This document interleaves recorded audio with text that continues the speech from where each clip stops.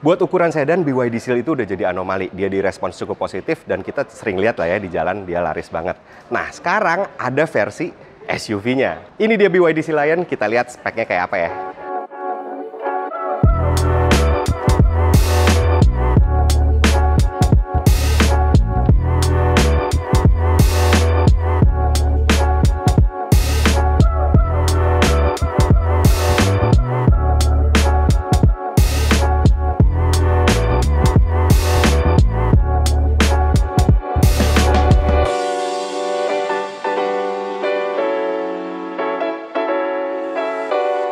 Nah, jadi Seal Lion ini dibagi dalam dua varian yang masuk ke Indonesia nih. Ada premium, ada juga performance. Yang mana bedanya adalah yang performance ini yang di belakang gue, itu dia pakai dual motor, tentu horsepower-nya lebih gede, udah gitu baterainya juga lebih besar, dan motor elektriknya lebih beringas lah untuk ngasih tenaga ke roda. Sementara yang versi premium, itu dia single motor, penggerak belakang, dan juga memang kapasitas baterai dan kemampuan akselerasi serta lain-lainnya juga berbeda. Tapi sebetulnya sisanya kurang lebih sama, baik fitur maupun penampilannya, walaupun yang versi performance ini peleknya lebih gede teman-teman. Dia pakai 20 inci, sementara di yang versi premium dia pakai 19 inch. Nah, terus di Indonesia itu sebenarnya si Seal Lion itu ketemunya sama siapa sih?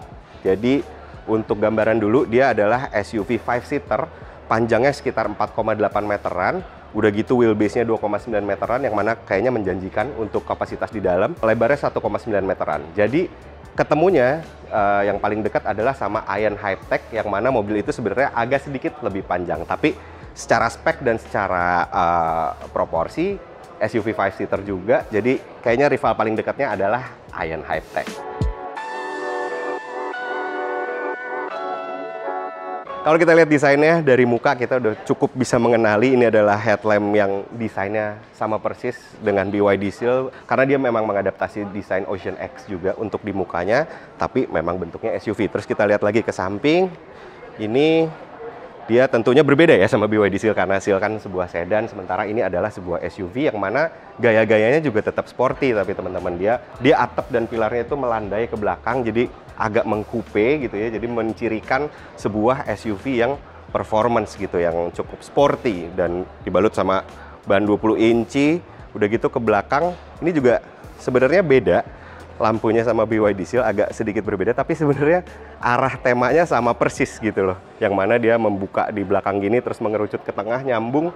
Jadi arahnya kurang lebih sebenarnya sama juga sama BYD Seal, cuman versi SUV coupe aja gitu. Di belakangnya agak landai. Udah gitu di belakang tulisan-tulisannya juga sama, dia cukup banyak, ada EV, all-wheel drive. Udah gitu di belakang ada juga catatan akselerasinya, yaitu 4,5 detik, bukan 3,8, karena emang outputnya itu berbeda. Tapi sementara itu kita lihat ke dalam dulu ya, seperti apa sih mobilnya, enak nggak ya duduknya?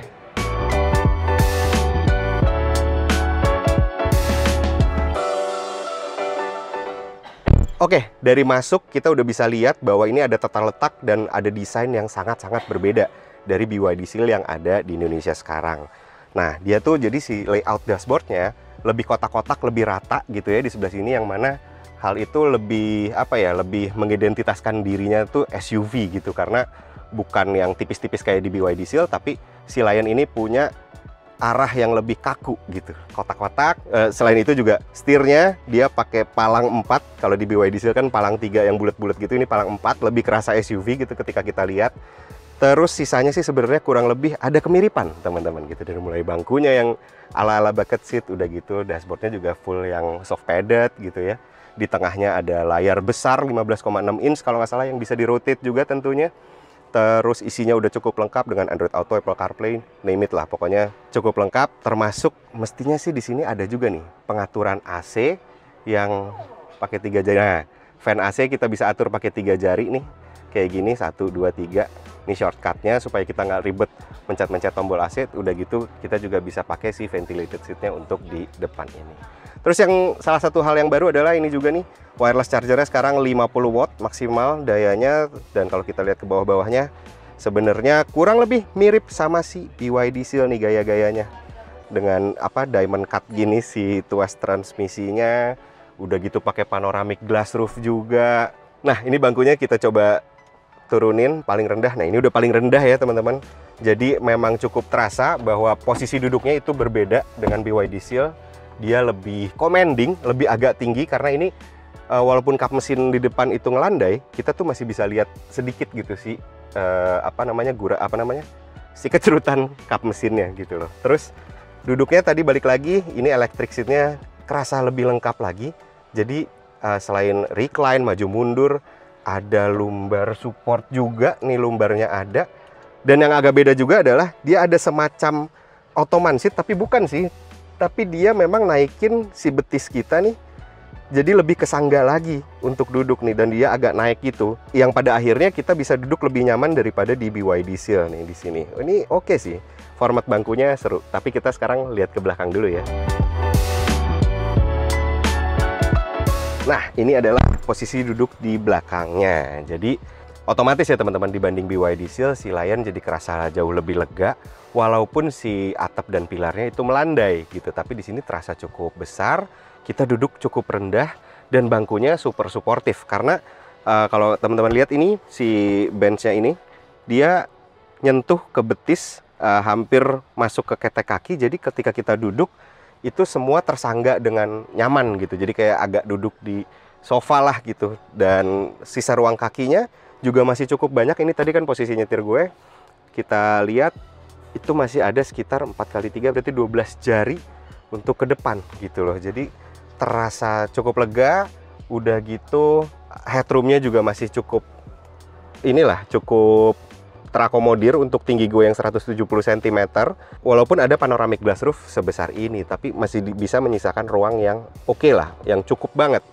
Headrest juga bisa kita adjust untuk sandaran yang lebih enak lagi. Cuman memang di tipe-tipe mobil seperti ini, bahu kita itu ketinggalan sama ini nih teman-teman. Jadi kita agak rendah duduknya untuk melihat keluar. Walaupun mungkin untungnya ada panoramic glass roof dan kacanya lumayan, jadi kali ya ketika kita lagi jalan mungkin nggak enak-enak amat. Tapi ya balik lagi, ini bahu kita ketinggalan jauh sama ini tuh kadang-kadang bikin nuansa yang agak kurang enak. Tapi di sini sih sejauh ini kayaknya visibilitasnya masih oke banget gitu. Terus masih ada ventilasi AC juga di belakang, dan di balik laci ini tuh ada chargeran gitu, ada Type C, ada Type A juga gitu. Selain itu ketika kita lagi jalannya cuma berempat, nggak berlima, nggak ada yang duduk di tengah, kita bisa buka armrestnya. Dan si armrestnya tuh lumayan oke juga nih, ada 2 cup holder di sini yang bisa kita tutup kalau misalnya lagi nggak dipakai. Jadi cukup praktikal gitu ya. Dan di sebelah sini ada sedikit penyimpanan lagi, walaupun memang nggak terlalu dalam di sini. Nah, ini buat nyimpen benda-benda kecil lah gitu ya, perintilan. Tuh. Jadi sejauh ini sih ketika BYD Seal dieksekusi menjadi sebuah SUV gitu, yang mana ini adalah si Lion tadi, seenggaknya di atas kertas dia bisa berhasil membuat si performa sama ruang kabin yang cukup lega gitu loh. Antara comfort sama performa yang ditawarkan ini menarik banget sih gitu kalau kita lihat data di atas kertasnya. Karena ketika kita duduk-dudukin pun ini serba enak aja sih teman-teman, serba lega, lebar, wheelbase-nya panjang nih, terbukti dengan ruang kaki kita yang masih bersisa banyak dan duduknya nyaman di belakang. Yang kayaknya mungkin yang pada punya BYD Seal kayaknya memungkinkan banget nih pengen geser ke si singa laut ini. Jadi karena seri anjing laut sama singa laut udah komplit nih teman-teman, kira-kira lebih suka yang mana?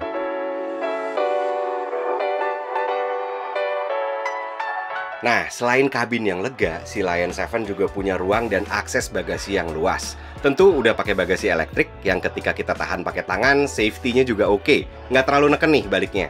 Ruangnya juga besar, meski memang namanya atap landai jadi nggak terlalu tinggi ya. Tapi seenggaknya cukup dalam. Dan bisa kita split dalam 2 level nih board bawahnya, biar agak bisa gedean dikit. Nggak banyak, tapi lumayan. Masih ada lagi nih storage di depan. Kalau kita buka kap motor yang udah pakai pegas hidrolis ini, terdapat semacam box penyimpanan yang lumayan juga nih volumenya. Jadi boleh dibilang si Lion 7 ini punya performa nyaris sebrutal BYD Seal, tapi praktikalitasnya lebih baik lagi karena pakai format SUV. Yang penasaran sama harganya? Pantau di kolom deskripsi ya. Menurut teman-teman sendiri, mobil ini sip apa skip nih?